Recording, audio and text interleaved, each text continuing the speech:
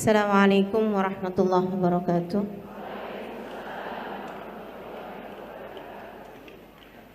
Alhamdulillah.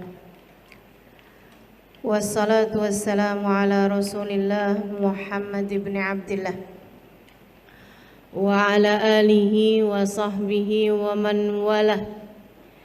Subhanaka la ilma lana illa ma 'allamtana innaka antal alimul hakim. Rabbi shrah li sadri wa yassir li amri wahlul 'uqdatan min lisani yafqahu qawli, amma ba'du.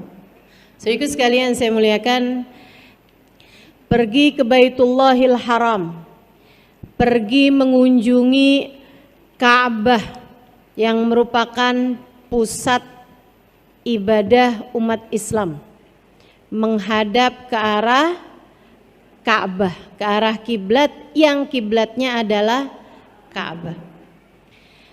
Bangunan kecil itu teman-teman disebut sebagai Baitullah, sebagai rumah Allah. Bukan artinya Allah berada di sana, sebagaimana bukan artinya Allah ada di atas langit atau surga atau Firdaus al-A'la atau Sidratul Muntaha. Tidak, sebab Allah tidak berarah. Itu hanyalah Ka'bah, hanyalah bangunan yang Allah nisbatkan dirinya dengan bangunan tersebut. Bukan berarti bangunan yang lain bukan miliknya Allah. Kayak semacam gini loh, kamu punya 10 anak, tapi ada satu anak tuh yang nyenengin banget, membahagiakan hati kamu banget. Kamu cinta sekali sama satu anak itu, sehingga kamu suka bilang kepada semua anak-anakmu yang lain, nih baru anak mama. Emang yang lain bukan anak mama? Anak mamanya tetangga. Semua anakmu, semua anak mama, tapi secara khusus seorang anak disebut sebagai anak mama ketika anak tersebut sangat dicintai oleh mamahnya. Demikian pula dengan Baitullah, teman-teman saya sekalian, semua jengkal bumi milik Allah.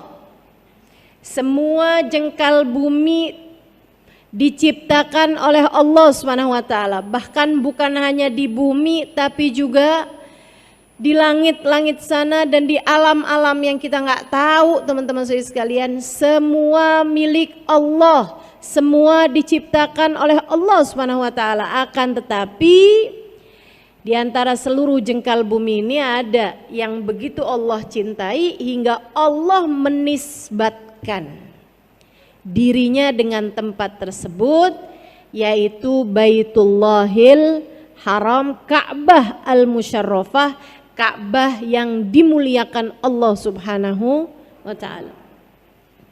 Siapa sih yang bangun Ka'bah pertama kali? Nabi Adam alaihissalam.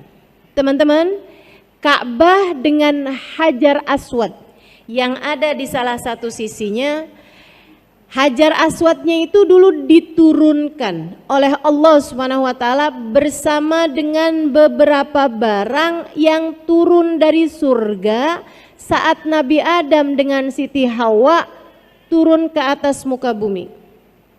Siti Hawa sama Nabi Adam tuh waktu diturunkan ke atas muka bumi, ada beberapa barang yang ikutan turun. Dan barang-barang ini teman-teman saudara sekalian, istilah kita sekarang bolehlah dikatakan bahwa merupakan barang-barang paling sakti. Apa aja tuh yang turun? 1, Hajar Aswad, batu yang dulunya berwarna putih bersih, turun bersama Nabi Adam. Yang lainnya ada cincin. Cincin ini apabila dipakai maka akan menjadikan siapapun yang memakainya ditaati, ditunduki oleh semua yang ada di alam semesta. Bukan hanya manusia, tapi juga bangsa jin. Siapapun yang pakai cincin ini semuanya patuh, taat sama dia gitu. Sama yang pakai. Siapa nih yang pakai cincin ini? Sekarang nggak ada. Tapi yang terakhir makainya adalah Nabiullah Sulaiman alaihi salam. Cincinnya Nabi Sulaiman. Sampai bikin binatang semua tunduk sama Nabi Sulaiman. Bangsa jin semuanya juga tunduk kepada Nabi Allah Sulaiman. Kabarnya dalam dunia persihiran cincin ini masih terus dicari. Jadi kalau ada ibu-ibu lagi jalan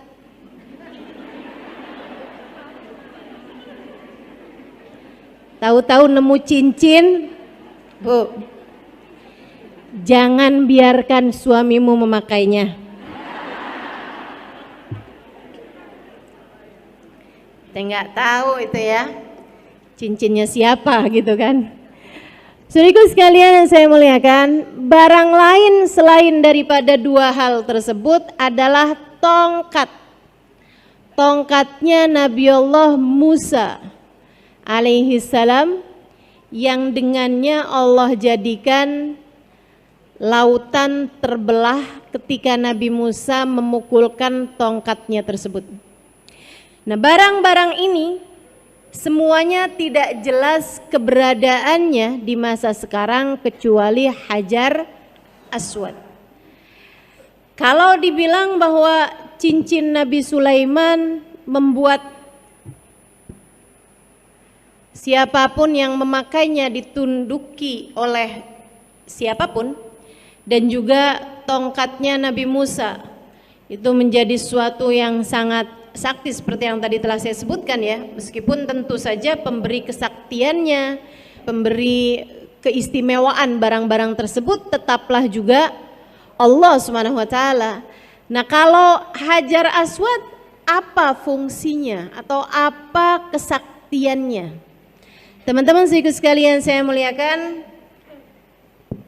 ini juga pernah menjadi hal yang membuat Sayyidina Umar bin Khattab pernah berkata di masa kekhalifahan beliau, saat beliau tawaf dan juga beliau cium Hajar Aswad, sesudahnya beliau berkata, innaka ya Hajar, hajarun, innaka ya Hajar al-Aswad, hajar la yadur wa la yanfa'.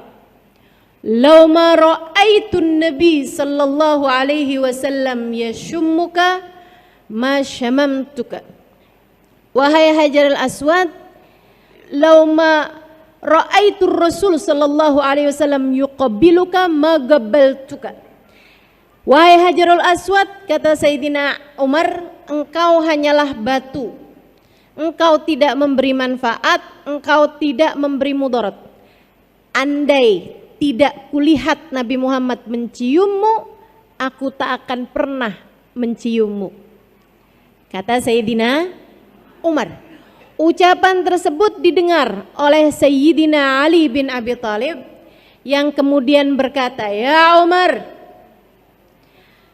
faqad sami'tu Rasulullah sallallahu alaihi wasallam yaqul, jangan salah wahai Umar, saya pernah dengar Nabi Muhammad sallallahu alaihi wasallam berkata, innal hajarul aswad yashhad liman istalamahu bil wafa yaumal qiyamah.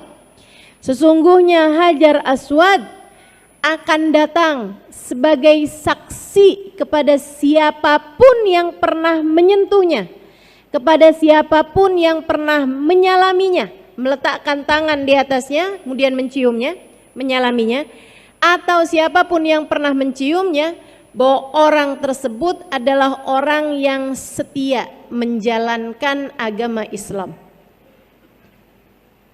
Orang yang setia kepada Allah Subhanahu wa taala. Fa ayyu naf'in akbaru min hadza? Wahai Umar, adakah manfaat, keistimewaan, kesaktian yang lebih besar daripada ini? Dia ternyata Hajar Aswad kesaktiannya bukan di dunia, Bu, Kak, Dek, tapi kesaktiannya di akhirat. Akan menjadi saksi kepada siapapun yang pernah menciumnya bahwa orang itu adalah orang yang setia menjalankan agama Islam, agama Allah. Sayyidina Umar langsung seneng banget sama ucapan Sayyidina Ali. Ini ya, kita tahu dari sini betapa para sahabat-sahabat Nabi Muhammad itu hatinya bersih-bersih. Enggak ada yang, enggak gitu loh Ali. Mari kita berdebat. Mari kita buka forum secara terbuka. Mari kita adu argumentasi, enggak gitu. Begitu Sayyidina Umar dengar ucapan Sayyidina Ali yang tentu saja Sayyidina Ali berbicara tidak dari hawa nafsu, Sayyidina Umar pun berbicara tidak dari hawa nafsu, melainkan semuanya berbicara dari hati yang bersih. Sayyidina Umar kemudian berkata, bi'sal mugam laisa fihi Abul Hasan. Seburuk-buruk tempat aku tak akan pernah mau tinggal di sana adalah tempat yang di sana tidak ada bapaknya Hasan, yaitu Sayyidina Ali bin Abi Thalib. Waduh Ali, kamu emang benar-benar penyelamat saya nih. Saya nggak mau tinggal di satu tempat yang tidak ada kamu di dalamnya, takut salah-salah mikirnya terhadap apapun. Gitu ya, jadi Sayyidina Umar memberi kesaksian tentang ilmunya Sayyidina Ali bin Abi Thalib dan tentang pengetahuan beliau, yaitu Sayyidina Ali bin Abi Thalib. Teman-teman sekalian yang saya muliakan, tapi bukan artinya, wah kalau gitu saya harus bisa cium Hajar Aswad. Itu teman-teman saya sekalian, bisa mencium Hajar Aswad itu juga sebuah anugerah yang enggak bisa gini-gini. Belakangan ini nih, banyak banget orang-orang yang jadi joki cium Hajar Aswad. Ada Ustazah, orang mana? Iya orang mana lagi?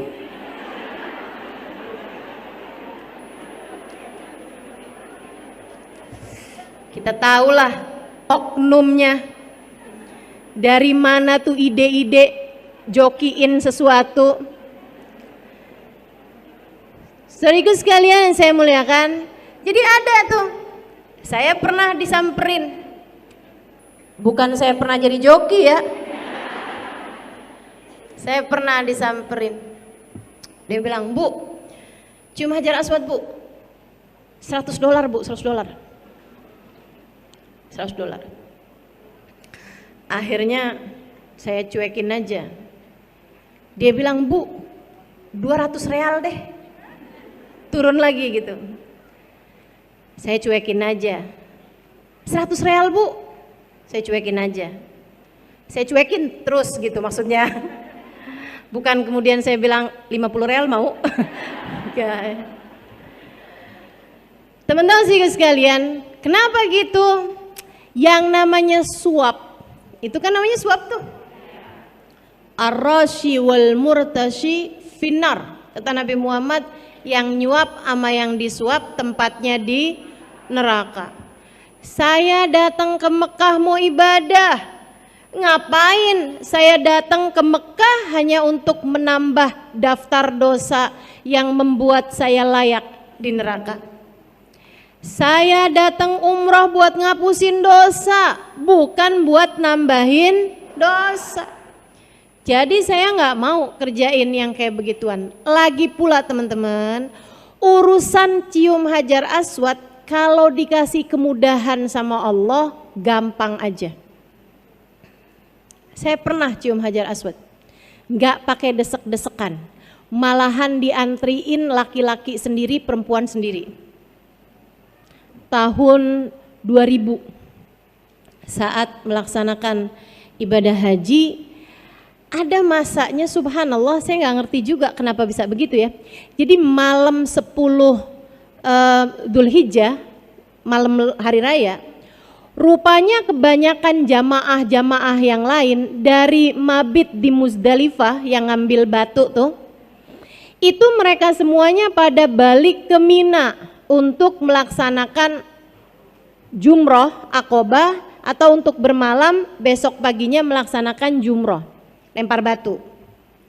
Sementara saya yang waktu itu ditanya sama rombongan kami dari Oman, saya berangkat hajinya bayarnya hanya sekitar 4 jutaan teman-teman. Berangkatnya dari Yaman.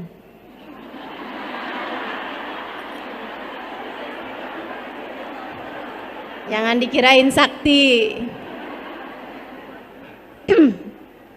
Itu teman-teman saya sekalian, saya waktu itu udah ngajar di Daruz Zahra.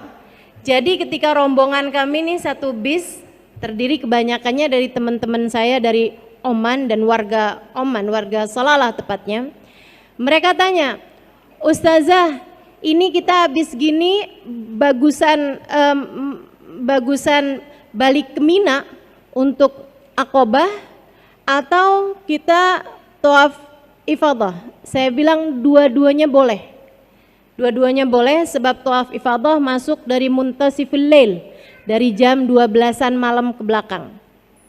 Sementara itu juga udah jam 12-an gitu. Terus dia bilang, jadi Ustazah putuskan apa nih? Saya bilang kalau gitu kita tawaf ifadah. Ke Mekah Ustazah? Iya, ke Masjidil Haram. Kita pun berangkat ke Masjidil Haram dan baru itu saya lihat Masjidil Haram kosong. Masa itu orang kalau lagi ibadah haji, pelaksanaan ibadah haji, Mekah ditutup selain dari jamaah haji. Jadi warga Mekah apa segala macam tuh nggak boleh ke Mekah gitu. Kecuali besok paginya tuh baru mereka sholat subuh dan itu ya sholat Idul Adha gitu. Tapi kalau yang malam itu tuh ternyata enggak, dari kosongnya, dari sedikitnya sampai pintu-pintunya itu sebagian ditutup. Ya satu pintu, 3 ditutup, pintu masjid, 1 dibuka, 3 ditutup seperti itu. Jadilah kami waktu itu saya dan teman-teman yang dari Oman ini ya, habis selesai tawaf, selesai semuanya acara tawaf, yang berarti habis selesai tawaf itu saya sa'i. Saya udah bilangin, Ustazah, Hajar Aswadnya kosong nih Ustazah, kita boleh cium Hajar Aswad? Saya bilang enggak boleh, kita masih sedang menyandang ihram. Hajar Aswad itu wangi. Jadi kamu kalau deketin Hajar Aswad, cium Hajar Aswad harus bayar dam, karena itu mencium wangian gitu. Yang kita tahu memang wangi gitu kan. Akhirnya mereka bilang, jadi kapan kita bisa boleh cium Hajar Aswad Ustazah? Saya bilang, abis sa'i, kamu abis sa'i potong rambut boleh cium Hajar Aswad. Wah kalau gitu kita kayak gitu aja. Jadilah kami kemudian tawaf, kemudian sa'i, abis selesai sa'i gunting rambut, berarti kita sudah tahallul pertama gitu ya. Kemudian kami pun segera ke Hajar Aswad, ke Ka'bah lagi, dan kemudian kami pun cium Hajar Aswad dengan puas karena bahkan dibikin antriannya itu perempuan dulu berapa orang, habis itu laki-laki berapa orang, habis itu perempuan lagi berapa orang. Saya nggak tahu apakah kejadian yang seperti ini akan terulang kembali ya pada masa-masa sekarang-sekarang, tapi Allah Subhanahu wa taala kalau menentukan sesuatu memang luar biasa indahnya. Jadi dulu sebelum pergi ke Mekah, ketika membahas mengenai Hajar Aswad kayak begini nih, saya bilang sama teman-teman di kelas, saya bilang, doakan saya, mudah-mudahan saya kalau haji bisa cium Hajar Aswad tanpa desek-desekan dan tanpa berdesak-desakan sama laki-laki yang bukan mahram. Itu yang hadir di situ aminin semua, walaupun dalam pikiran mereka gimana ceritanya. Allah kalau mengijabah tanpa peduli. Saudara sekalian yang saya muliakan, beberapa tahun sesudah saya tinggal di Indonesia, ada masanya saya bawa rombongan umroh. Sekarang saya nggak bawa rombongan umroh lagi, jadi jangan ada yang nanya-nanya travelnya apa. Saudara sekalian, saya ada bawa rombongan umroh waktu itu. Kemudian di antara rombongan itu ada satu ibu bawa ART-nya. Jadi ada bawa ART-nya itu banyak gitu ya, berapa orang, kalau nggak salah sampai 4 atau 5 orang gitu, yang perempuan, kemudian ada supir, ada ini gitu, banyakan orang lah gitu yang ikut rombongan kami itu. Saya terangkan kepada mereka tentang fadilahnya mencium Hajar Aswad. Hari itu habisnya selesai tawaf sunnah, bukan tawaf umroh, para ART itu, asisten rumah tangga, pembantu rumah tangga, si ibu yang ikut rombongan saya ini gitu ya, itu pada desek-desekan berusaha mencium Hajar Aswad dan alhamdulillah berhasil. Jadi mereka bikin strategi saling inilah apa segala macam, saling kayaknya ya gitulah ya. Sampai akhirnya mereka bisa cium Hajar Aswad, semuanya berhasil kecuali satu orang. Siang hari itu mereka ngadu pada saya, mereka seneng banget gitu kan semuanya. Satu ini nangis sama saya, "Ustazah, saya belum berhasil Ustazah. Pas saya udah mau deket nih Ustazah, tiba-tiba saya kedorong, saya ditarik Ustazah, karena memang mau mengerjakan sholat gitu. Jadinya saya nggak dapat Ustazah, dosa saya banyak barangkali ya Ustazah." Nangis beneran.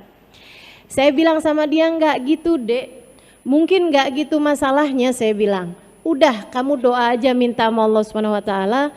Kalau kamu ngerasa mungkin disebabkan dosa-dosa, banyak istighfar, banyak mohon ampun sama Allah." Dia pun melaksanakan itu semuanya. Besok harinya dia datang pada saya nangis lagi. Ternyata nangisan. Tapi kali ini dia nangis seneng. "Ustazah, saya bisa cium Hajar Aswad lama banget." "Kok bisa begitu?" Dia bilang, "Saya Ustazah desek, akhirnya saya bisa cium Hajar Aswad. Waktu saya lagi cium Hajar Aswad, tiba-tiba aja sepi, gak ada orang di sekeliling saya. Saya udah ngangkat kepala, kok sepi, saya cium lagi. Saya niatin Ustazah, buat Ustazah, buat ini gitu, dia niatin sama dia. Jadi dia nyium sekali buat saya, nyium sekali buat siapa gitu, semua orang diwakilin sama dia. Buat orang tuanya, buat saudara-saudaranya. Saya aneh Ustazah, kenapa kok kepala saya nggak diangkat-angkat gitu. Jadi saya lama banget Ustazah di Hajar Aswad itu Ustazah. Habis itu pas saya angkat Ustazah, ternyata beneran sepi banget, tempatnya lagi dibersihin.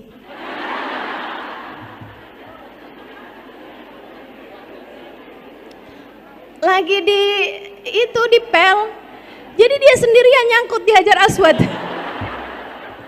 Saya bilang, Allah kalau punya mau, ya Allah, ya Allah. Urusannya cuma doa teman-teman, urusannya cuma doa. Jangan pernah remehkan doa. Jangan pernah remehkan doa. Tuh, Al-Hajaril Aswad yang ada di dalamnya Ka'bah itu asalnya putih. Yang bikin dia hitam kenapa? Dosa orang-orang yang memegangnya. Sampai akhirnya jadi hitam. Wah, sekarang legam banget itu ya. Kebanyakan dosa-dosa umat ini ya. Jadi sekalian, saya doakan yang belum pernah sampai sana, mudah-mudahan Allah sampaikan kamu ke sana. Yang belum haji, mudah-mudahan bisa berangkat haji. Yang sudah haji, mudah-mudahan bisa berangkat umroh.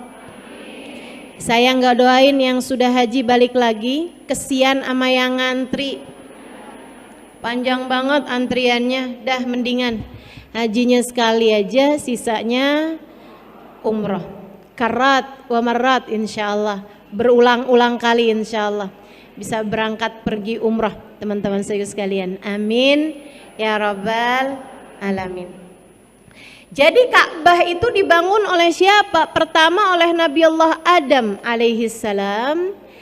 Kabarnya dulu Nabi Adam itu teman-teman saudara sekalian diturunkan di Hind. Ketika turun dari atas langit, turunnya tahu kan kenapa?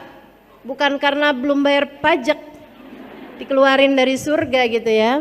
Enggak gitu, atau belum bayar kos-kosan di surga gitu.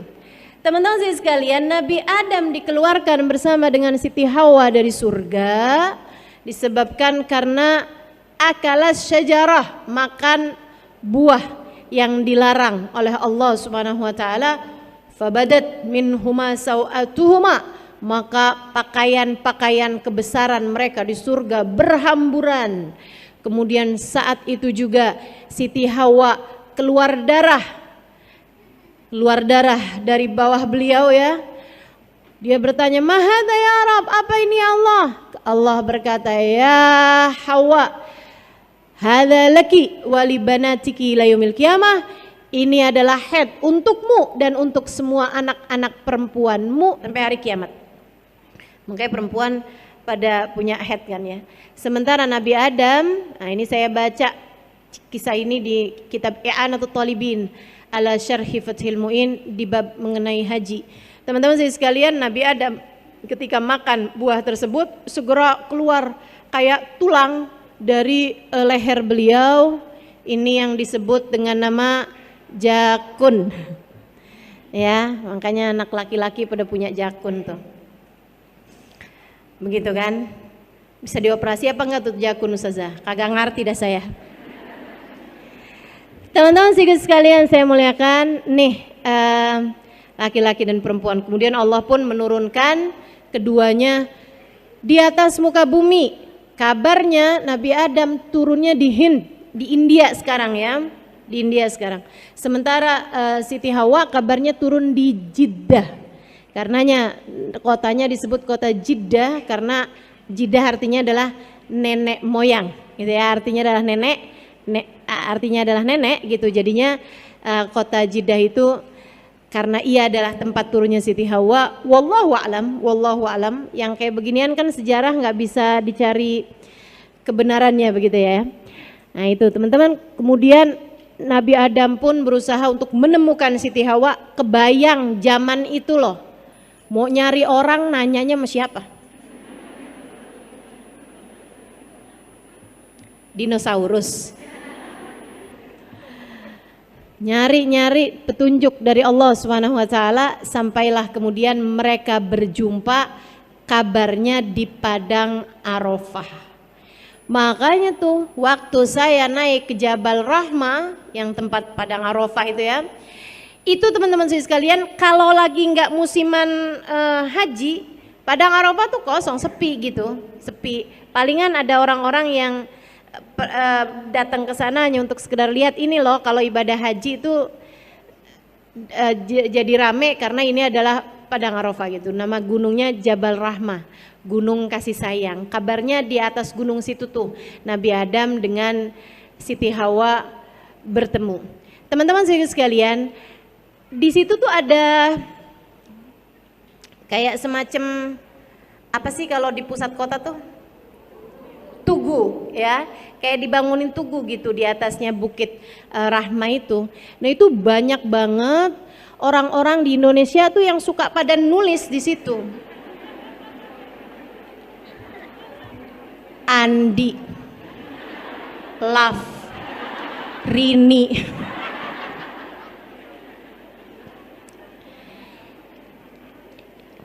Di belakangnya ada tulisan lagi, Andi, Love, Dini. Nah yang sebenarnya yang mana nih? Itu katanya ya, kayaknya nih yang di depan ditulis sama bininya, yang di belakang tulis sama lakinya. Itu yang mustajab yang mana tuh? Kalau kayak gitu gimana tuh Ustazah? Nggak perlu yang begitu-begituan teman-teman, nggak perlu. Itu kayak anak SMA, anak SMP suka nulis di toilet nggak sih?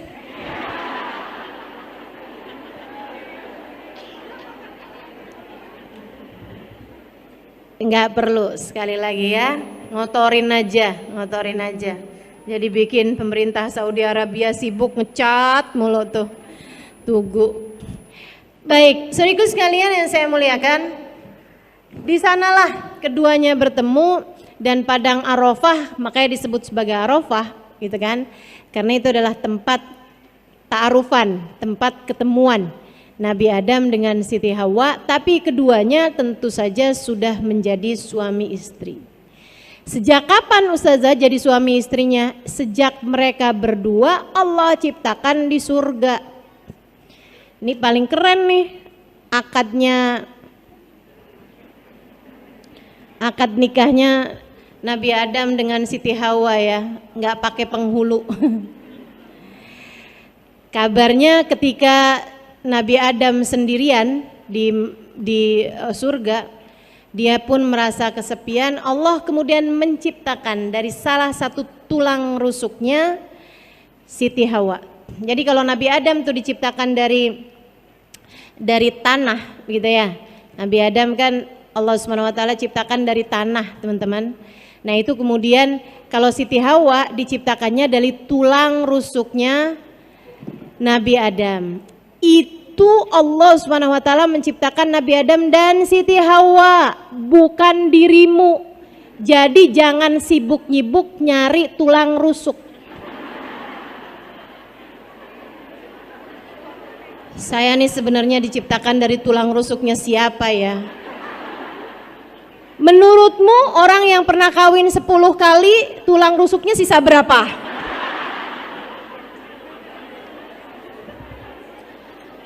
Enggak gitu dek. Terus perempuan yang pernah kawin 3 kali tulang rusuknya barengan gitu. Nah enggak gitu ya. Itu Nabi Adam dengan Siti Hawa aja. Yang Nabi Adam diciptakan dari tanah dan air, sementara Siti Hawa diciptakan dari tulang rusuknya Nabi Adam. Hanya Siti Hawa. Sementara kita semua sebagai manusia yang normal, yang biasa, Allah Subhanahu wa taala menciptakan tubuh kita mimma indafik yakhruju min baini sulbi wat taraib. Kita semuanya diciptakan dari air sperma seorang laki-laki yang masuk ke dalam rahim seorang perempuan dan berjumpa dengan indung telur. Kemudian terciptalah tubuh manusia dari sana. Begitu. Itu teman-teman, yang diciptakan dari tulang rusuk sekali lagi hanya Siti Hawa. Sekali lagi hanya Siti Hawa. Nah, ketika Nabi Adam begitu bangun tidur, dia lihat begitu pas apalah ya, saya nggak tahu tuh di surga ada tidur apa enggak. Sebab yang saya pernah dengar di surga tuh nggak ada tidur, gitu kan? Nah, pas noleh tiba-tiba ada cewek gitu kan, cakep gitu, mirip seperti dirinya, punya tangan, kaki, kepala dan lain sebagainya. Maka Nabi Adam pun berusaha mendekati dia. Allah kemudian berkata, ya Adam, la tagrub ilaiha hatta tuaddi mahraha. Nah ini ada di kitab Al-Insan Al-Kamil, Muhammad Al-Insan Al-Kamil, atau Anwar Al-Muhammadiyah, mohon maaf, ada di kitab Al-Anwar Al-Muhammadiyah, cahaya-cahayanya Nabi besar Muhammad sallallahu alaihi wasallam. Yang kata guru saya Sayyidil Habib Umar bin Hafid, man arada nurun nabawi fa alaihi bil anwaril muhammadiyah. Siapa yang kepengen banyak dapat cahayanya Nabi Muhammad, bacalah kitab Anwar Muhammadiyah. Sedikit sekalian saya muliakan, di dalam kitab tersebut dikisahkan kisah ini. Jadi Nabi Adam ketika mendekati Siti Hawa, Allah berkata kepadanya, Adam, kamu gak boleh dekat sama dia sampai kamu akad dan bayar maharnya. Sampai kamu bayarin maharnya, baru bisa jadi halal. Wa ma mahroha ya Rabb, Nabi Adam nanya, apa maharnya ya Allah? Allah berkata, antusalli ala habibi Muhammad sallallahu alaihi wasallam asyara marrat, bersolawatlah kepada kekasihku Muhammad 10 kali. Nabi Muhammadnya belum ada nih. Akan tetapi subhanallah, Allah subhanahu wa ta'ala kemudian menjadikan maharnya Nabi Adam dengan Siti Hawa adalah bersolawat kepada baginda Nabi besar Muhammad sallallahu alaihi wasallam. Makanya memang salah satu hal yang baik untuk kamu perbanyak dalam rangka mudah untuk diijabah hajat adalah bersolawat. Kamu kalau pengen apa-apa, udah banyakin solawat aja dah. Itu senjata kita banget teman-teman. Nabi Adam ini bukan umatnya Nabi Muhammad loh sebenarnya kan. Segitunya aja urusannya sama sholawat, apalagi kita nih yang umatnya. Itu adalah senjata besar, senjata ampuh yang Allah Subhanahu wa taala berikan dalam kehidupan kita ini. Bersolawat kepada baginda Nabi besar Muhammad sallallahu alaihi wa ala alihi wa sahbihi wasallam. Ada beberapa kawan saya pernah ngadu sama guru kami tentang rasa cemburu. Ada gitu. Kita ini kan sebagai seorang istri pasti aja ya, cemburu itu tanda cinta. Gimana nih Ubabah cara nyembuhin hati dari cemburu? Kata Ubabah, cemburu itu sesuatu yang normal. Kalian tahu nggak, Siti Hawa aja cemburu? Kan jadi pertanyaan ya, Siti Hawa cemburu dari siapa? Siapa yang dicemburuin Siti Hawa? Dinosaurus. Siapa nih gitu kan? Yang lain-lain kan malaikat gitu. Jadi kayaknya nggak pantas banget buat cemburu gitu. Namanya bukan makhluk yang sama tuh kan. Ibu-ibu pernah cemburu mayam? Enggak kan? Pernah cemburu sama kucing? Kan enggak gitu. Jadi kita kan cemburu biasanya sama sesama begitu kan ya. Ubabah kemudian bercerita, kabarnya Siti Hawa itu dari cemburunya kepada Nabi Adam, tiap kali Nabi Adam habis jalan keliling-keliling di surga, pulang-pulang tulang rusuknya dihitungin.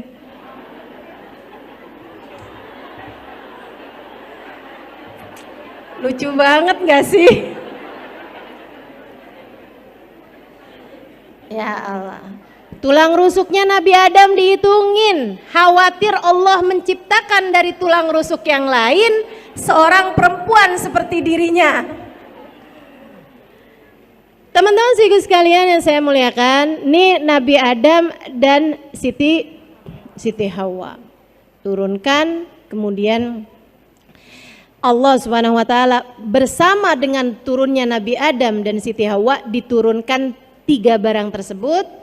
Kemudian Allah perintahkan sesudah mereka berjumpa di padang Arafah, Allah Subhanahu wa taala perintahkan Nabi Adam untuk menggali sebuah tempat di mana Allah menurunkan Hajar Aswad di tempat tersebut, yaitu Ka'bah yang sekarang ini teman-teman, gitu ya. Area Ka'bah sekarang itu nggak pernah berubah-berubah. Itu adalah tempat turunnya Hajar Aswad dari atas langit ke atas muka bumi ini. Nah itu Allah SWT perintahkan di titik itulah bangunlah Ka'bah. Dibangunlah Ka'bah, kemudian Ka'bahnya jadi hancur di zamannya Nabi Allah Nuh alaihi salam ketika banjir bandang. Kemudian Nabi Nuh membangun kembali sesudah surutnya banjir tersebut. Kemudian hancur lagi di zamannya Nabi Allah Sulaiman alaihi salam. Karenanya ma min nabiyyin illa wahaj, tidak ada satu nabi pun kecuali semuanya pasti pernah haji. Perhatikan, tidak ada satu nabi pun kecuali semuanya pasti pernah haji. Jadi semua nabi-nabi itu pada pernah haji, semua tanpa terkecuali. Teman-teman sekalian yang saya muliakan, karenanya haji itu atau pelataran Ka'bah itu adalah salah satu dari tanah paling mulia yang pernah diinjak orang, karena di tempat itu pula lah begitu banyak orang-orang soleh yang pernah menapakkan kaki di sana. Saya teman-teman setiap kali tawaf saya suka ngebayangin hal kayak gitu.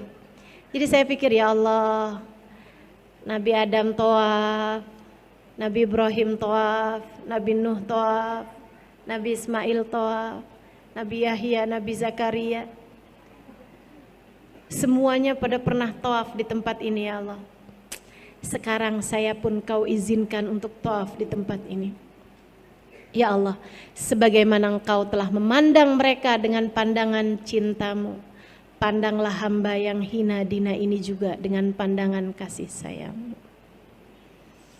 Kalau lagi tawaf saya suka bayangin Nabi Muhammad tawaf. Nabi Muhammad kita sallallahu alaihi wasallam, baginda kita Rasulullah sallallahu alaihi wasallam Tawaf, teman-teman saudaraku sekalian, tawaf. Bahkan ketika beliau belum haji sekalipun, Nabi itu sebelum Islam itu setiap tahun haji. Sebelum haji yang menjadi syariat Islam, sebelum hijrahnya Nabi Muhammad ke Madinah, setiap tahun Nabi Muhammad haji, tapi hajinya nggak dihitung. Kenapa gitu? Karena itu haji yang bukan merupakan syariat Islam, bukan haji yang merupakan melaksanakan rukun Islam. Makanya nggak dihitung. Makanya kalau ada pertanyaan gitu kan, berapa kali Nabi Muhammad pernah haji? 1 kali, yaitu haji wada. Nah, hajinya Nabi Muhammad yang sebelum Islam atau sebelum diutus oleh Allah Subhanahu wa taala dengan syariat Islam, haji yang menjadi syariat Islam itu setiap tahun Nabi Muhammad haji. Bahkan ketika Nabi Muhammad sudah jadi nabi sekalipun, selama ada di Mekah tiap tahun Nabi Muhammad haji. Karena haji ini adalah syariat dulu, syariatnya Nabi Allah Ibrahim alaihissalam yang membangun Ka'bah untuk terakhir kalinya sesudah rata tanah. Jadi sebelumnya Nabi Ibrahim tuh Ka'bahnya jadi rata tanah lagi. Nah, Nabi Ibrahim lah yang Allah Subhanahu wa taala pilih untuk membangun Ka'bah gitu ya. Nah, sejak Nabi Ibrahim sampai sekarang Ka'bahnya selalu ada, teman-teman. Pemugaran aja, akan tetapi Ka'bahnya selalu ada gitu. Nggak pernah rata tanah lagi gitu kan. Nah, saat rata tanah beneran itu maksudnya nggak ada nih, Ka'bahnya jadi nggak ada, itu adalah pada masa sebelumnya Nabi Allah Ibrahim alaihissalam. Yang sebelumnya lagi pernah rata tanah nggak ada juga di zamannya Nabi Allah Nuh alaihissalam. Atau sebelumnya lagi yang pertama kali membangunnya adalah Nabi Allah Adam alaihissalam. Jadi sekalian yang saya muliakan, jadi Ka'bah dibangun kembali oleh Nabi Allah Ibrahim alaihissalam. Nabi kita Muhammad tawaf. Bahkan ketika beliau itu sudah jadi nabi nih, saat hari-hari biasa beliau itu tidak pernah melewatkan 1 harinya dari tawaf, teman-teman, kalau beliau ada di Mekah. Sebab tawaf itu merupakan penghormatan terhadap Ka'bah. Lain sama sa'i. Sa'i itu hanya ada dalam rentetan ibadah haji ataupun umroh. Sementara tawaf, kamu asal masuk ke area Masjidil Haram, kamu sunnah untuk tawaf. Bahkan disampaikan dalam sebuah hadis bahwasanya innallaha anzal, setiap harinya Allah Subhanahu wa taala menurunkan 120.000 rahmat. 120.000 rahmat untuk Masjidil Haram. Allah baginya 60 rahmat buat yang tawaf, 40 rahmat buat yang sholat di Masjidil Haram, dan 20 rahmat buat yang lihat Ka'bah. Jadi kalau kamu Allah mudahkan, mudah-mudahan Allah takdirkan, di Masjidil Haram ya, yang tentu saja sekarang tidak ada di sana. Jangan jauh-jauh dari melaksanakan satu dari 3 hal ini, teman-teman. Kalau bisa tawaf, kalau nggak bisa sholat, kalau nggak bisa sholat pandanglah Ka'bah. Maksudnya kalau sedang memungkinkan tawaflah, kalau sedang tidak memungkinkan untuk tawaf sekurangnya sholat. Banyakin, ustazah saya udah sholat apa aja? Sholat apa aja? Sholat sunnah ustazah, sholat sunnah. Sholat qadha, sholat kamu yang dulu-dulu. Mungkin ada yang kelewat zaman jahiliyah, iya kan? Bangun-bangun udah siang hari gitu, kamu belum sholat subuh, dan mungkin sholat tersebut belum kamu laksanakan, belum kamu qadhain di masa-masa remajamu. Banyakin sholat di Masjidil Haram, karena sholat di Masjidil Haram 1 rakaat senilai 100.000 rakaat dibandingkan tempat yang lain. Gak tanggung-tanggung, teman-teman. 1 rakaatnya senilai 100.000 rakaat. Dan saya kalau di Masjidil Haram, di Masjid Nabawi itu suka pindah-pindah tempat. Tar sholat di sebelah sana, tar sebelah sana, tar area sebelah sana. Kenapa? Saya cari-cari gitu. Ya Allah, mungkin di sini Nabi Muhammad pernah sholat. Mungkin di sini orang-orang mulia pernah sholat. Mungkin tempat ini dulu pernah disolatin sama Sayyidina Abu Bakar. Mungkin di tempat ini dulu pernah disolatin sama Sayyidah Fatimah Zahra. Mungkin di tempat ini dulu pernah disolatin sama Sayyidah Aisyah Ridha. Mungkin di tempat ini pernah disolatin Rabi'atul Adawiyah. Mungkin di tempat ini pernah disolatin Syekh Abdul Qadir Jailani. Mungkin di tempat ini pernah disolatin Sayyidina Al-Faqihil Muqaddam Muhammad bin Ali Ba'alawi. Mungkin di tempat ini pernah disolatin Sayyidina Syekh Abu Bakar bin Salim. Kita nggak pernah tahu teman-teman, Imam Syafi'i dulu sholat di mana aja, Imam Malik dulu sholat di mana aja. Jadi saat kamu sedang ada di Mekah, saat kamu sedang ada di Madinah, perbanyaklah untuk berada di dalam masjidnya. Jangan kebanyakan keliling pasar.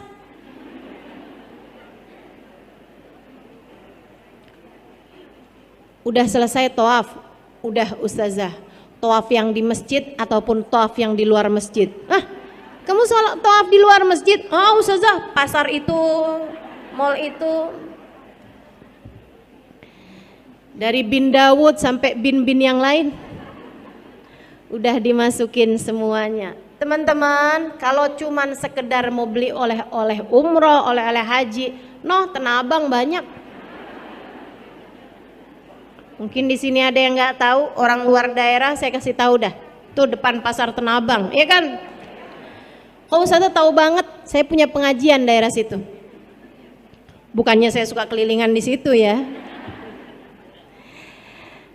Kalau sekedar mau beli oleh-oleh, sekedar mau beli apa gitu kan, tempat yang lain banyak. Tapi kan kalau mau tawaf, di mana lagi kalau enggak di Masjidil Haram? Memandang Ka'bah senilai 20 rahmat turun kepadamu teman-teman saudaraku sekalian. 60 buat yang tawaf, 40 buat yang sholat, 20 buat yang lihat Ka'bah.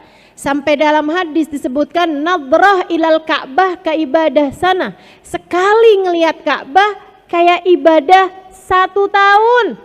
Sekali lihat Ka'bah kayak ibadah 1 tahun. 1 tahun.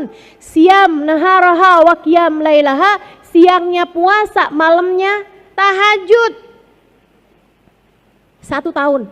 Sekali lihat doang. Saudaraku sekalian yang saya muliakan, sayang-sayang banget kan kalau kita tidak memanfaatkan itu. Pernah ada seorang ulama pas depan Ka'bah meremlek. Tanyain nama muridnya, Kiai kelilipan? Enggak. Kok gitu meremlek Kiai? Biar hitung banyakan. Kata Nabi sekali lihat Ka'bah hidung setahun. Jadi biar banyak kan setahun, 2 tahun, 3 tahun, 4 tahun.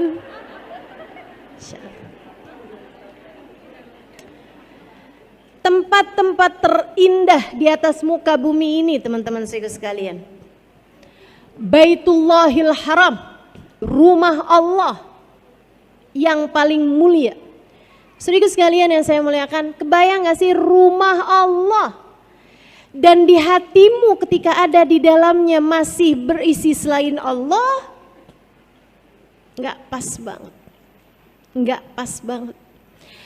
Makanya kalau kamu dimudahkan oleh Allah untuk ada di sana, saran saya, selain Allah telah mentakdirkan dirimu, tubuhmu ada di sana, bawa serta hati dan ruhmu pula di sana. Hatimu jangan kemana-mana, hadapkan kepadanya. Jadilah tamu yang baik baginya. Saudaraku sekalian, kita aja kalau lagi jadi tamunya gubernur misalnya, tamunya presiden misalnya, adab kita nggak benar, dikeluarin kita dari ruangan, bukan begitu? Allah juga gitu teman-teman. Jangan dikira sama semua. Jangan dikira sama semua. Ini kayak haji nih.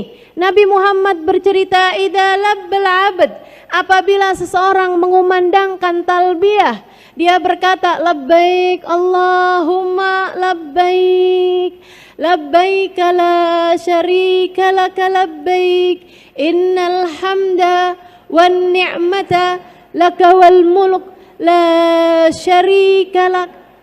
Artinya, ya Allah, aku datang memenuhi panggilanmu ya Allah. Aku datang memenuhi panggilanmu ya Allah. Engkaulah sang pemilik kekuasaan, Engkaulah sang pemilik kemuliaan. Tidak ada Tuhan kecuali Engkau ya Allah. Aku datang memenuhi panggilanmu.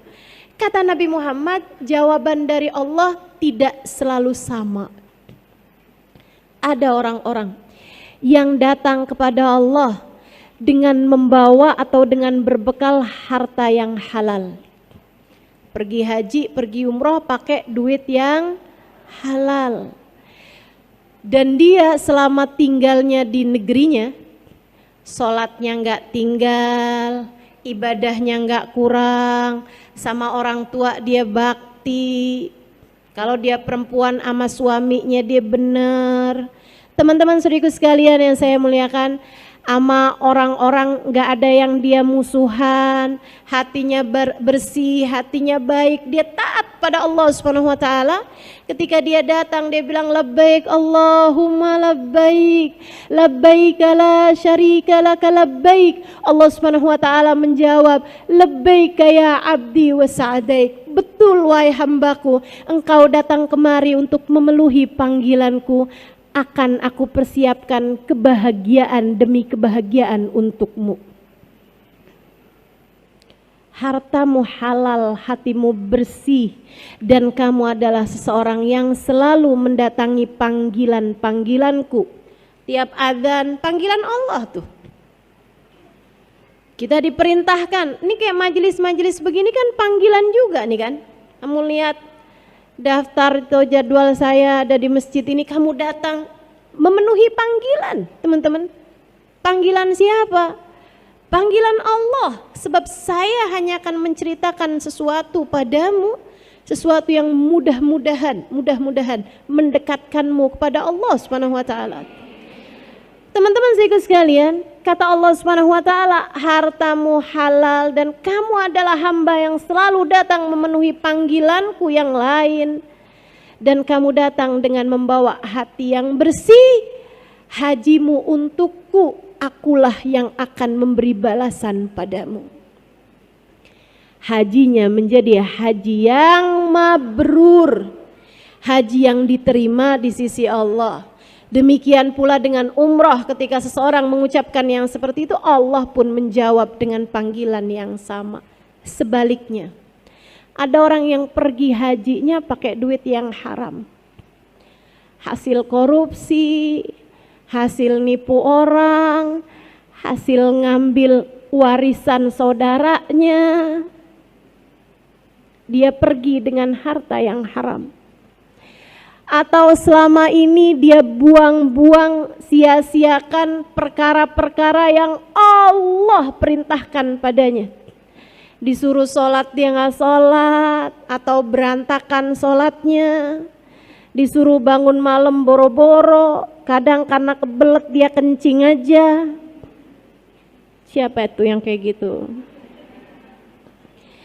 Teman-teman sekalian yang saya muliakan, giliran disuruh puasa sunnah berat banget.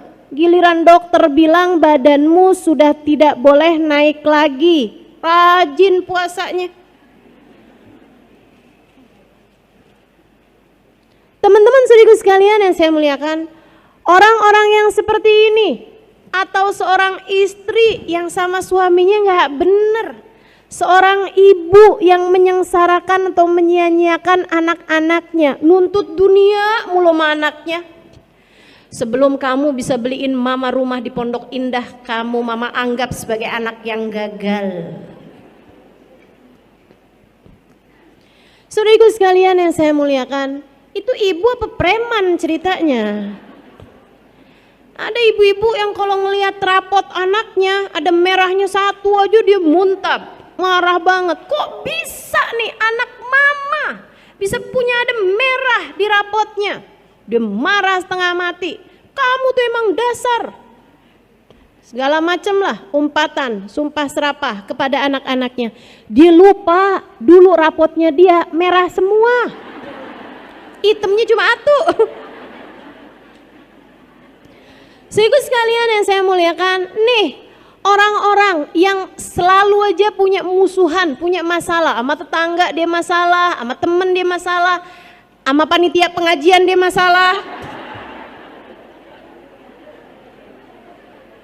Datang ke masjid aja, sohibul baitnya, DKM-nya sebel, apalagi datang ke rumah Allah, teman-teman. Hati-hati, hati-hati. Hati-hati. Inna kasra qalbil mu'min asyaddu indallah min kasril ka'bah hajaran hajara.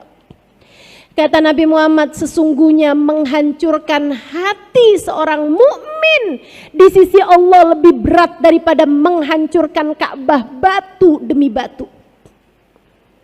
Ada orang sekarang datang Ka'bah bawa kapak atau bawa bulldozer, diratain tuh Ka'bah pakai tanah, kayak apa marahnya orang sedunia.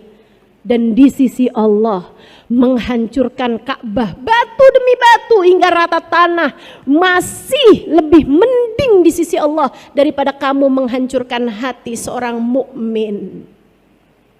Hati-hati terhadap perlakuanmu, kata-katamu, jangan sampai menyakiti orang lain, apalagi jika orang tersebut adalah orang tuamu, kakak atau adekmu, suamimu, anak-anakmu.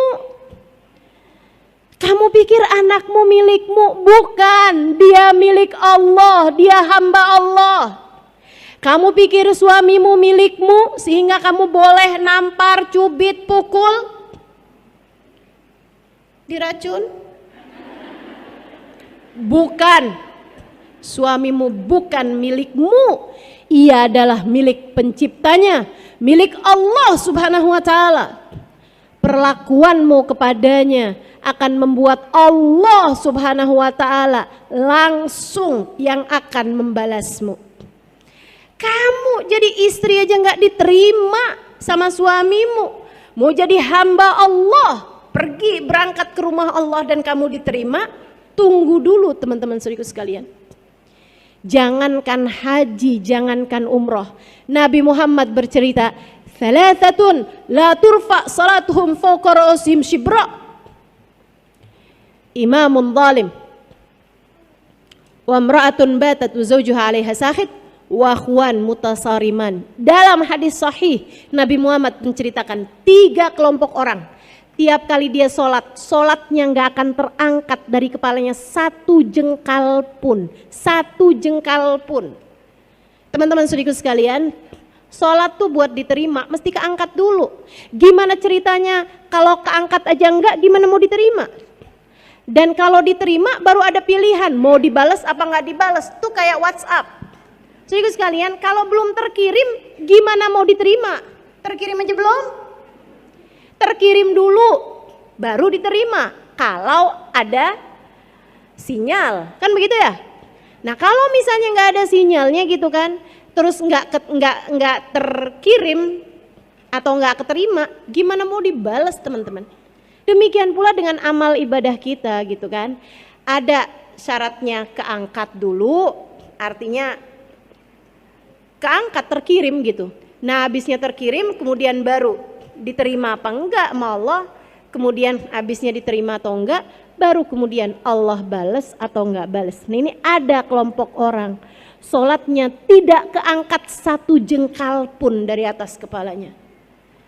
Siapa mereka ya Allah? Imamun zalim, seorang pemimpin yang zalim. Camat kek, bupati kek, wali kota kek, gubernur kek, apalagi presiden. Pemimpin-pemimpin yang zalim, sholatnya tidak terangkat 1 jengkal pun karenanya atas nama cinta. Saya sampaikan kepadamu, enggak usah ada yang nyalon.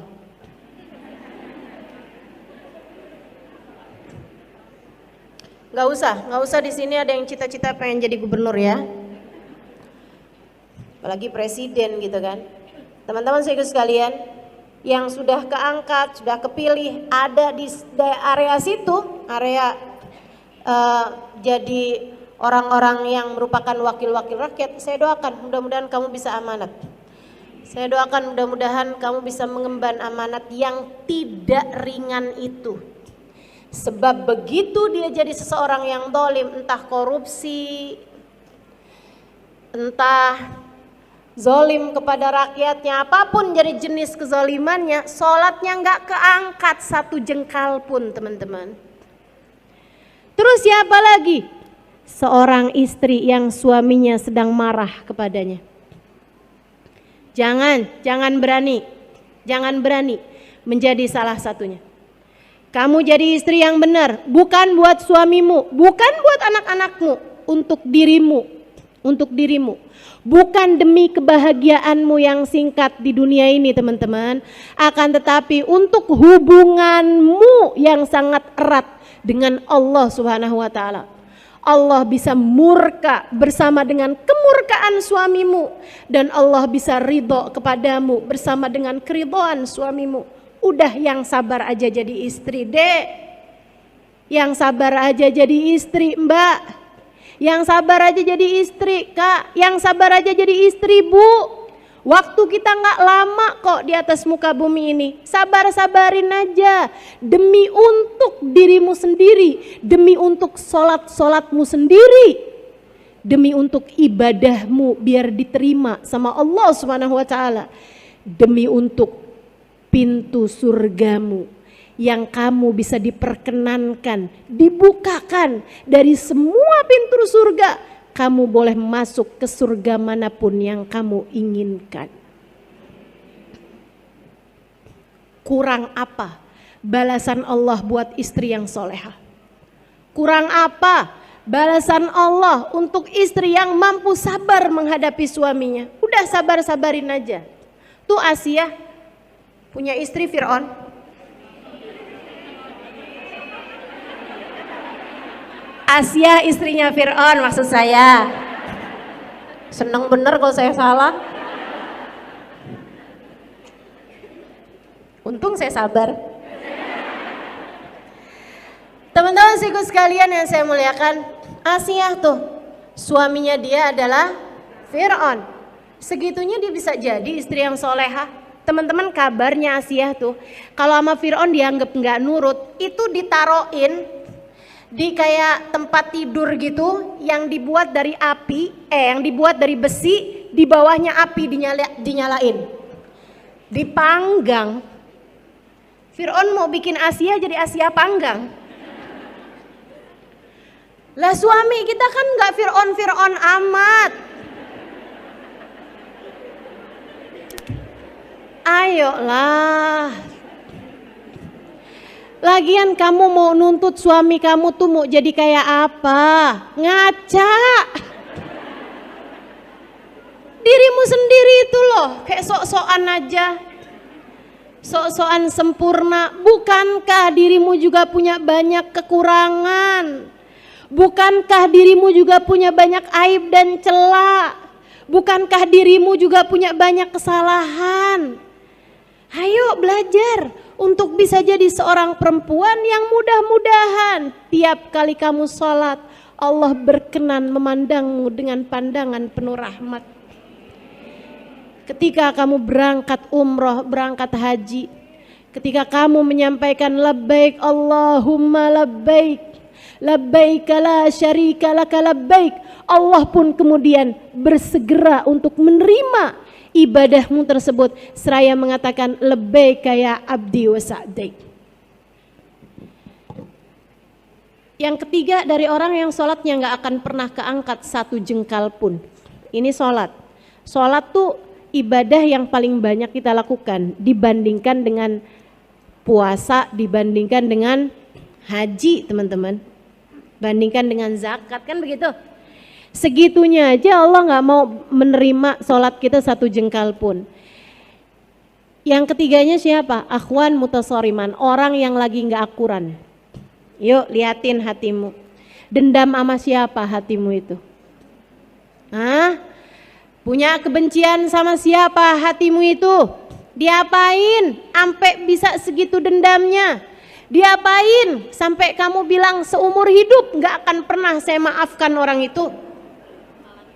Baik teman-teman sekalian yang saya muliakan, akhwan mutasariman, dua orang yang sedang nggak akuran, ada dendam di hati kita sama siapapun, menghalangkan sholat kita diterima sama Allah, menghalangkan ibadah haji kita, ibadah umroh kita buat terima sama Allah. Jadi yuk sama-sama saling benerin diri, biar kita ketika mengerjakan ibadah apapun aja jadi ibadah yang layak diterima sama Allah Subhanahu wa taala.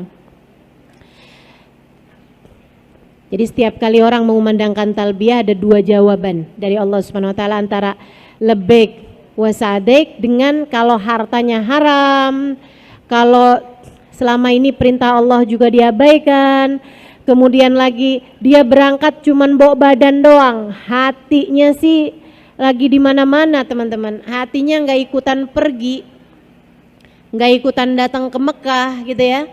Itu teman-teman sekalian jawaban dari Allah ketika dia mengumandangkan labbaik Allahumma labbaik, labbaik la syarika laka labbaik. Mungkin dia membaca itu dengan penuh rasa bangga, mungkin dia membaca itu dengan penuh rasa haru, mungkin dia membaca itu dengan penuh rasa bahagia, akan tetapi ternyata jawaban dari Allah untuknya la labbaik wala sa'daik.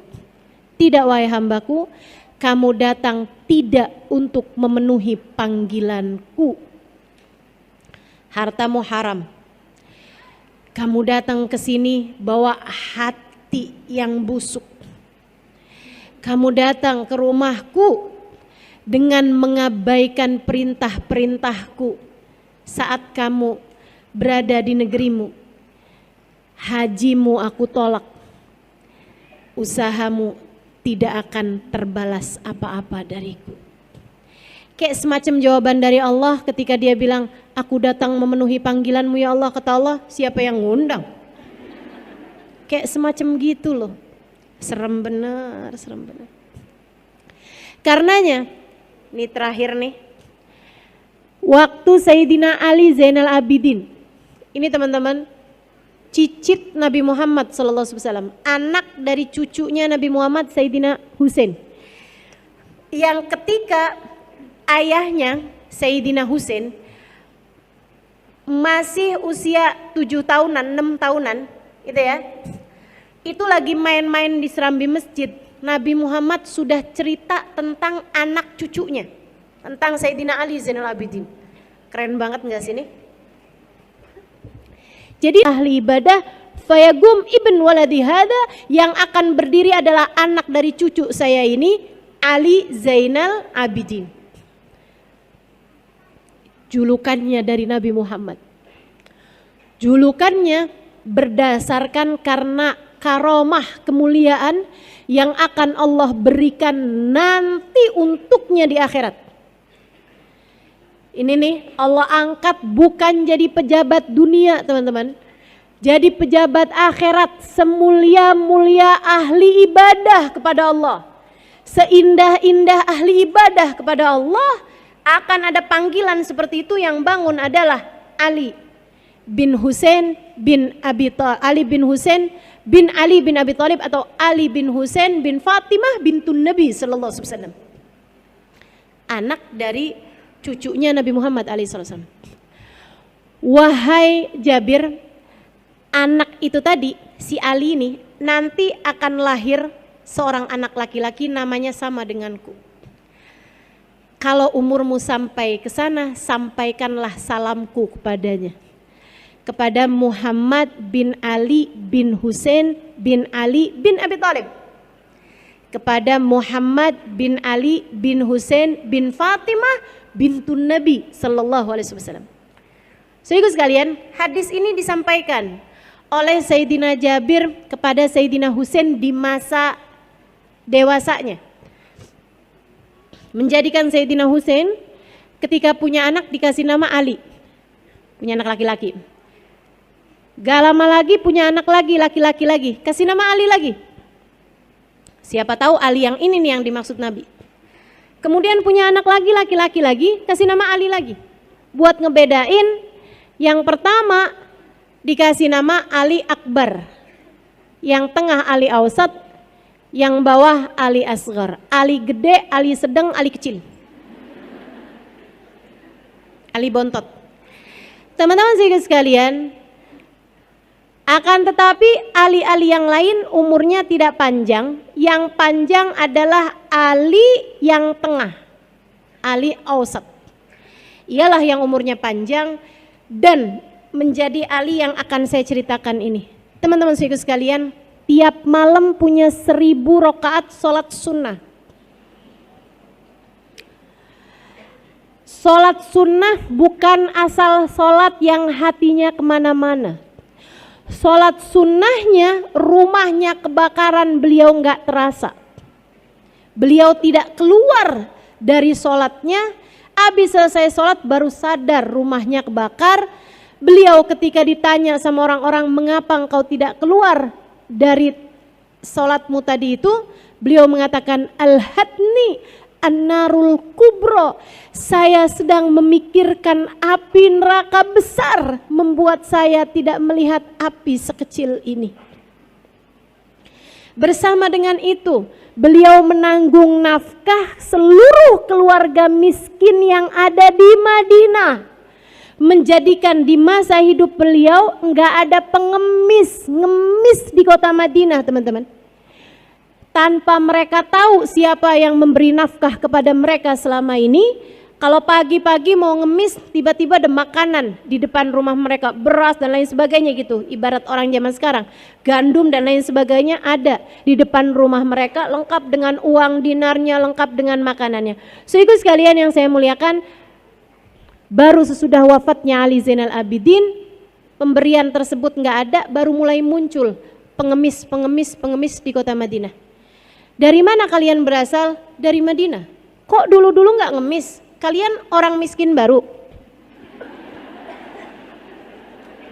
Mereka jawab, kami miskin sudah dari lama.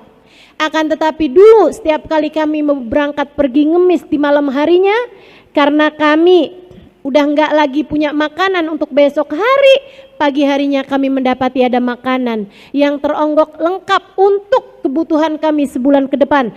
Kami tidak tahu siapa yang memberi, akan tetapi sesudah wafatnya Ali Zainal Abidin, pemberian tersebut tidak pernah lagi kami dapatkan. Beliau ngangkut sendiri, teman-teman, pakai punggung mulia beliau. Tiap kali budaknya mau ngangkatin, beliau bilang, gak usah, sudah kamu tidur aja sana. Biar Tuhan saya yang angkat, itu kan berat Tuhan. Ama tahmil wizri yaumal qiyamah. Beliau mengatakan, kamu tidak akan pernah bisa menanggung dosa saya di akhirat. Pergilah tidur, biarkan saya sendiri yang akan mengangkatnya. Ibadah yang luar biasa besar, diiringi dengan hati yang luar biasa ingkisar. Luar biasa merasa dirinya bukan sesiapa, merasa dirinya orang paling kotor, orang paling hina dan pendosa paling besar, teman-teman saudaraku sekalian. Betapa sangat jauhnya dari kita. Yang baru bisa sedekah dikit aja ngerasanya, tuh orang kalau nggak saya yang kasih nggak hidup tuh orang. Siapa kamu sampai bisa ngerasa seperti itu? Ali Zainal Abidin bikin pengemis di kota Madinah nggak ada selama beliau hidup.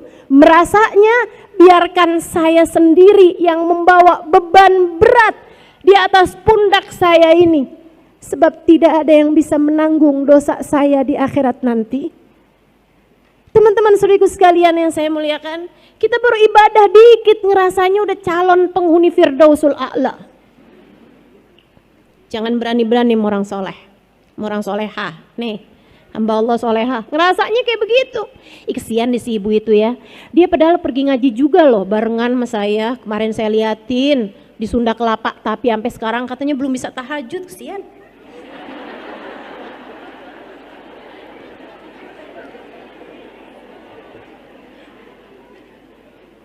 Siapa kamu ini?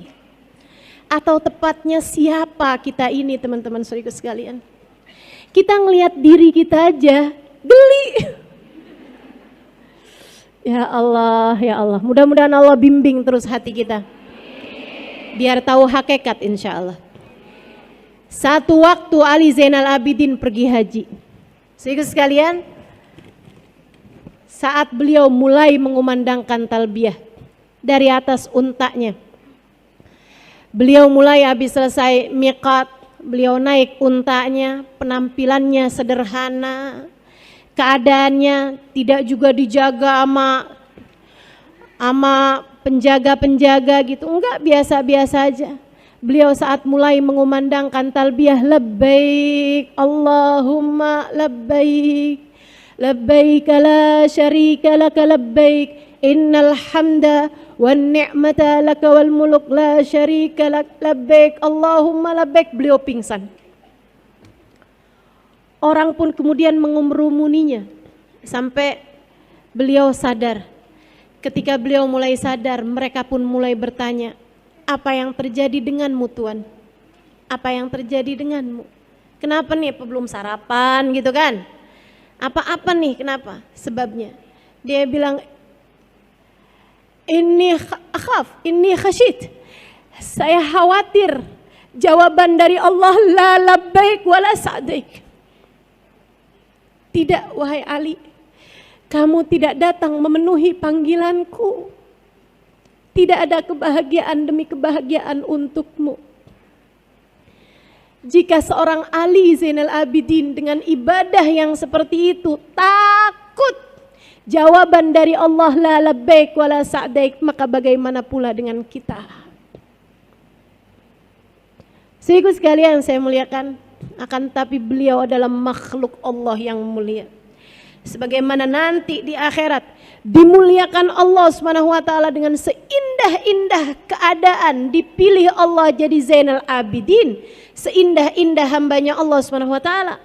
Demikian pula ketika beliau hendak mengerjakan tawaf. Saudara sekalian saya muliakan, waktu itu, zaman itu, kalau ada khalifah sekalipun mau tawaf, presiden, di atasnya presiden khalifah itu, kalau mau tawaf itu nggak ada diberhentiin orang lagi tawaf, biarin presiden ini sendirian yang tawaf atau dijagain, dikawal gini gitu tuh enggak. Jadi presidennya juga ya ikutan desek-desekan gitu. Ini bukan presiden negara lain ya, presidennya Saudi Arabia sendiri gitu. Presidennya masa itu kekhalifahan Islam sendiri teman-teman. Itu ya silahkan aja gitu, ikut desek-desekan, ikut inian, mungkin dikawal sama beberapa orang gitu kan, yang ngelilingin beliau gitu, biar jangan ada sampai ada yang bunuh atau apa gitu. Tapi ya ikut desek-desekan, ikut ngantri sama orang-orang. Di saat khalifah zaman itu juga mengerjakan ibadah haji, mau masuk ke area Ka'bah, untuk apalagi untuk bisa cium Hajar Aswad, setengah mati susahnya teman-teman. Beliau mau habis selesai tawaf nih mau nyium Hajar Aswad tuh susah gitu khalifahnya. Tiba-tiba aja Sayyidina Ali Zainal Abidin masuk dari arah masjid. Begitu beliau masuk, Allah membelahkan orang untuk beliau, hingga beliau dari arah beliau berdiri sampai langsung lurus, jalanannya kosong sampai Hajar Aswad. Masalahnya kan bukan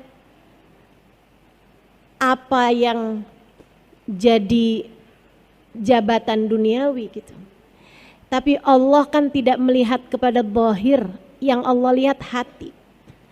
Ada hati yang menghadapkan dirinya lurus pada Allah SWT. Ada hati yang tak tertarik urusan dunia. Ada hati yang mencintai Allah lebih daripada apapun. Kan tak pernah lupa kepada Allah semenit pun. Teman-teman saudaraku sekalian, Allah belahkan jalan untuknya sampai ke area Hajar Aswad. Maka beliau pun segera menuju ke Hajar Aswad, cium Hajar Aswad. Habis selesai beliau tawaf apa segala macam ya, beliau pun cium Hajar Aswad, kemudian beliau arah pulang. Jalan aja, santai aja gitu. Itu teman-teman saudaraku sekalian, ada orang di sekelilingnya khalifah. Khalifahnya tuh nanya kayak begini nih, manhu, siapa itu?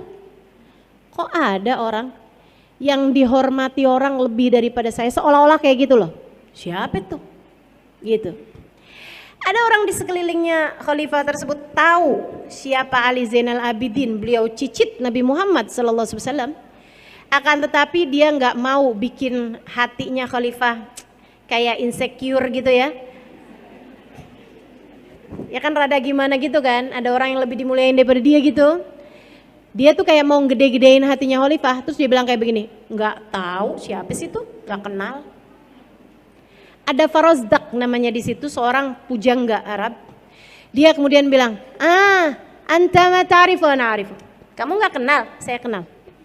Dia bilang, oh Farazdak, kamu kenal siapa dia? Naam, ana li a'rifu. Saya tahu siapa dia, saya kasih tahu siapa dia. Beliau kemudian menyampaikan bait-bait syair yang sangat indah mengenai Sayyidina Ali Zainal Abidin. Salah satunya beliau mengatakan, hadabnu Fatimah in kunta jahilu bijaddihi anbiya Allah qad khutimu. Hadzal ladzi ya'riful batha wat'atuhu wal arabu ya'rifuhu wal ajamu. Dia bilang, ini adalah seseorang, kalau kamu nggak kenal sama dia, tanah halal, tanah haram kenal sama beliau, Ka'bah kenal sama beliau, Hajar Aswad kenal sama beliau. Semuanya ingin untuk beliau dekat dengannya. Ini adalah putra Fatimah jika kamu tidak mengetahuinya. Dengan kakeknya kenabian ini telah dipungkasi. Hadal taqiyun naqiyul alimul alam. Wah, pokoknya udah deh, dia puji-puji Sayyidina Ali Zainal Abidin. Teman-teman saudara sekalian, maka kemuliaan di atas kemuliaan ada pada penilaian Allah Subhanahu wa taala. Jangan pernah menganggap nilaimu ada pada pandangan orang terhadap dirimu. Enggak apa-apa dianggap hina oleh manusia jika kamu dianggap mulia di hadapan Allah. Yang kita takutkan adalah kita dianggap mulia di hadapan manusia, sementara kita tidak dianggap di hadapan Allah Subhanahu wa taala. Kata Nabi Muhammad, ada seseorang besar badannya, dianggap mulia di hadapan manusia, akan tetapi di sisi Allah tidak sampai kepada sesayap nyamuk sekalipun. Nilainya di sisi Allah enggak sampai sesayap nyamuk sekalipun, teman-teman. Dan ada juga hamba-hamba Allah, rubba as'as akbar lau aqsam 'ala Allah la barra. Ada orang dekil, dekumal, enggak dianggap sama orang lain. Kalau dia datang enggak dicariin orang, kalau dia enggak ada enggak dicariin orang juga. Kalau dia datang enggak dipersilahkan orang, kalau dia enggak ada juga enggak dicariin orang. Akan tetapi lau aqsama 'ala Allah la barra, ketika dia menengadahkan tangannya, Allah malu untuk tidak mengijabah doanya. Ia selalu dipandang mulia di sisi Allah Subhanahu wa taala. Pilihanmu di atas muka bumi ini untuk menjadi hamba yang seperti apa? Mari jadikan momen orang-orang berangkat pergi haji, memuliakan Ka'bah, menghidupi Masjidil Haram sebagai sarana kita untuk mencari kemuliaan di sisi Allah Subhanahu wa taala, untuk menjadi hamba-hamba yang selalu memenuhi panggilannya. Amin ya rabbal alamin. Rabbana zalamna anfusana wa illam taghfir lana wa tarhamna lanakunanna minal khasirin. Rabbana atina fid dunya hasanah wa fil akhirati hasanah wa qina adzabannar bi fadli subhana rabbika rabbil izzati amma yasifun wa salamun alal mursalin walhamdulillahi rabbil alamin. Al-Fatihah biniyati annallaha yaqdi lana jami'al hajat. Silahkan sebutkan hajat masing-masing.